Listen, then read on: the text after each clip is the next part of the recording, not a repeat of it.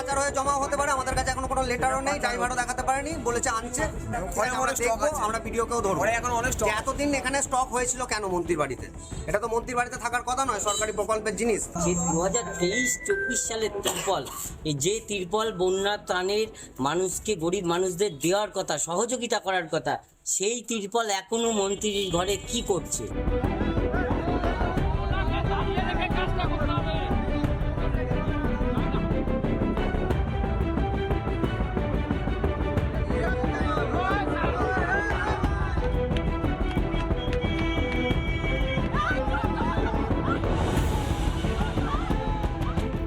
যারা জায়গা মাফিয়া আছে তারা আমাদের কোনো কর্ণপাত শোনেনি। না শোনাতে আজকে আমাদের রিসা পঞ্চায়েতের উপপ্রধান এখানে আসাতে এলাকার মানুষ ক্ষিপ্ত হয়ে তাকে ঘিরে ধরেছে। 5 লক্ষ টাকা করে বিক্রি করেছে, 15,000 টাকা করে কমিশন খেয়েছে। কে? শাহজাহান উপপ্রধান। কোন পঞ্চায়েতে? রিসা পঞ্চায়েত। যে রাস্তাটা করেছে এখানে কোনো জনবসতি নেই, তার সত্ত্বেও এখানে রাস্তা করে অন্য জায়গা থেকে নোংরা নিয়ে সেখানে ফেলা হয়। এখানে মানে জনবসতি নেই, অথচ রাস্তা করেছে।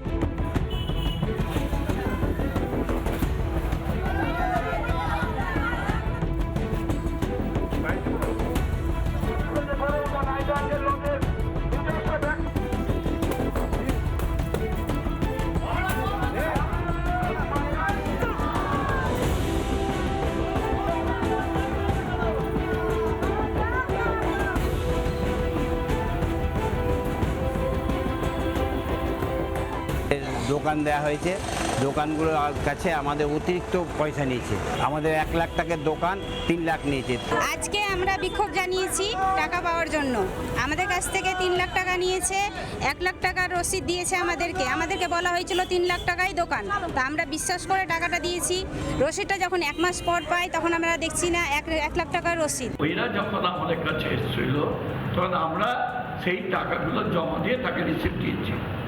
যা রেট বাইরে কাকে দিয়েছে না দিয়েছে এখানে আমরা বিন্দু বিসর্গ যাই না। জনতা পার্টির সুশাসনের যে আমরা কথা দিয়েছিলাম, সেই সুশাসন রক্ষার স্বার্থে আগামী দিন যারা কাটমানিখোর, তোলাবাজ, সাধারণ গরিব মানুষের যারা কোটি কোটি টাকা লুট করেছে তাদেরকে একটি রেহাই দেওয়া হবে না।